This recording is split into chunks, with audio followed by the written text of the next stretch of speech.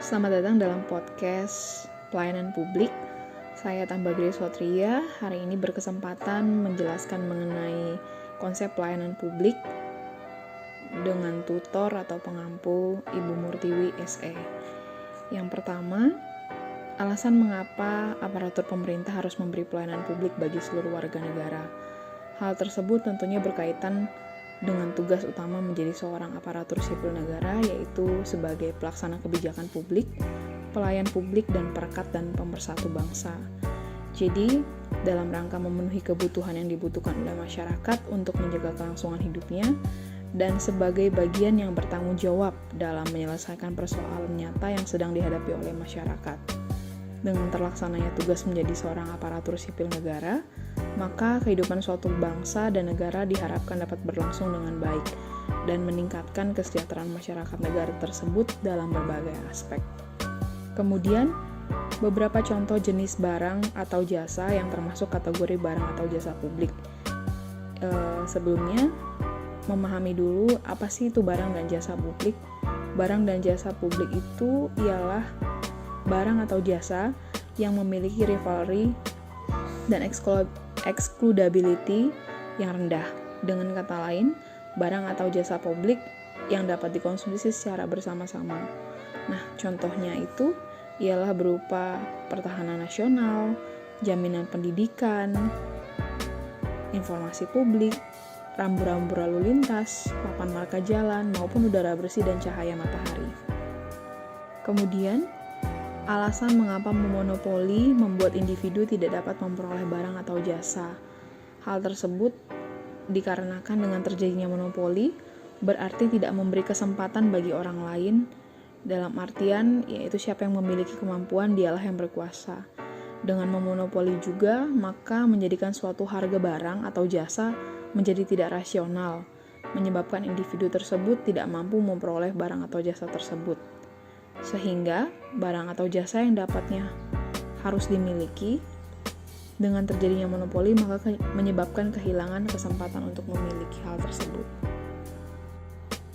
Kemudian yang dimaksud dengan barang dan jasa yang memiliki rivalry dan eksklusivitas yang rendah ialah barang dan jasa yang dapat dikonsumsi secara bersama-sama, atau dengan kata lain disebut sebagai barang atau jasa publik.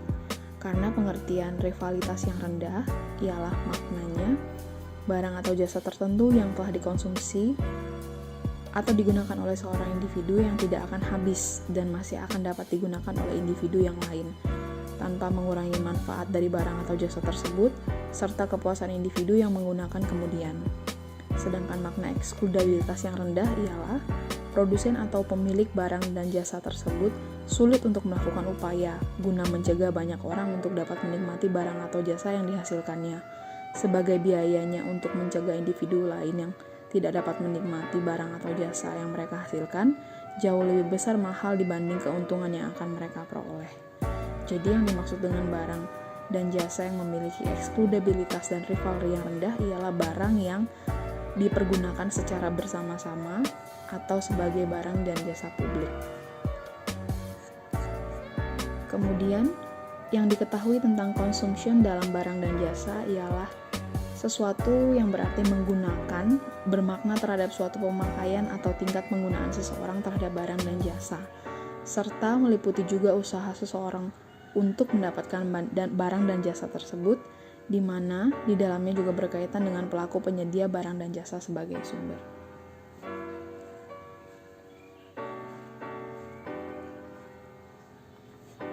Karakteristik perkembangan perubahan paradigma pelayanan Old Public Administration menjadi New Public Management, kemudian menjadi New Public Service ialah perkembangan karakteristik yang dapat disimpulkan dari perubahan dari orientasi penyelesaian masalah yang hanya dapat diselesaikan oleh negara kepada orientasi yang mengacu pada sesuatu yang menghasilkan atau memberikan keuntungan terhadap penyelesaian masalah tersebut, hingga pada perubahan karakter yang akhirnya memandang negara harus mampu menyelesaikan permasalahan yang ada sesuai dengan kebutuhan yang diperlukan. Sedangkan perbedaan pelayanan publik dan pelayanan privat ialah Pelayanan publik merupakan segala bentuk kegiatan pelayanan umum yang dilaksanakan oleh instansi pemerintah di pusat maupun daerah dan di lingkungan BUMN ataupun BUMD dalam bentuk barang dan atau jasa, baik dalam pemenuhan kebutuhan masyarakat. Sedangkan pelayanan privat ialah segala jenis pelayanan untuk menyediakan barang dan jasa yang dibutuhkan oleh masyarakat yang memenuhi kriteria, yaitu merupakan jenis barang atau jasa dan bersifat privat atau pribadi dan tingkat diperlukan dalam masyarakat membutuhkan usaha yang lebih, serta penyediaannya terkait dengan upaya mewujudkan kebutuhan pribadi atau kalangan tertentu. Pelaksanaannya juga berdasarkan kepada kesepakatan pengguna atau penyelenggara kebijakan. Sebagai seorang ASN, bagaimana cara berkontribusi dalam memperbaiki pelayanan publik, yaitu dengan memahami konsep pelayanan publik dan menerapkan prinsip-prinsip pelayanan publik dengan benar, serta tahapan-tahapan dalam pelaksanaan publik. Mempertimbangkan seluruh aspek yang terlibat di dalamnya, melakukan evaluasi terhadap pelayanan publik, dan menciptakan gagasan dalam memperbaiki pelayanan publik. Kontribusi yang paling minimal yang dapat dilakukan ialah dengan melakukan tindakan-tindakan atau perilaku yang baik sebagai seorang ASN, sehingga menjadi ASN yang memiliki pola pikir sebagai pelayan publik profesional, bebas dari intervensi politik, bersih dan praktik korupsi, kolusi, dan nepotisme, serta mampu menyelenggarakan pelayanan publik bagi masyarakat dan mampu menjalankan peran sebagai perekat pemersatu dan kesatuan. Yang dimaksud dengan etiket ialah aturan sopan santun dan tata cara pergaulan yang baik antara sesama manusia, di mana etiket mengajarkan kita untuk memelihara hubungan baik, bahkan memikirkan kepentingan dan keinginan orang lain.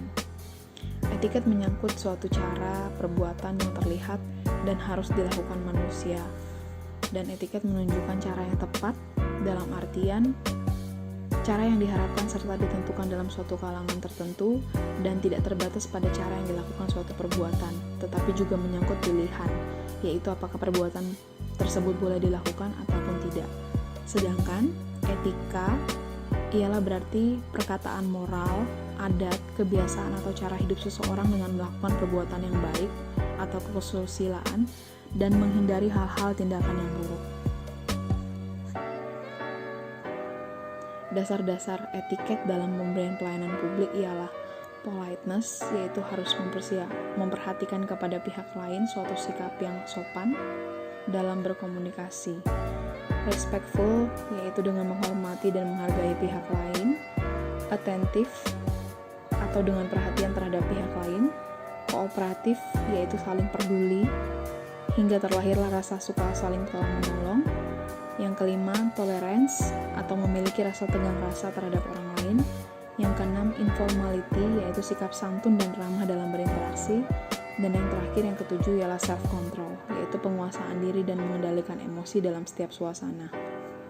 Serta tujuan dan manfaat etika dalam pelayanan publik ialah memudahkan hubungan baik kepada setiap elemen yang dihadapi, dalam artian membantu berkomunikasi kepada lawan bicara. Kemudian mampu mengetahui hal-hal yang layak dibahas dan tanpa menyinggung perasaan lawan bicara, lalu juga dapat menunjukkan rasa hormat kepada penerima pelayanan publik, dan dapat membangun rasa percaya diri dalam situasi. Demikianlah penjelasan saya mengenai pelayanan publik, semoga bermanfaat dan terima kasih.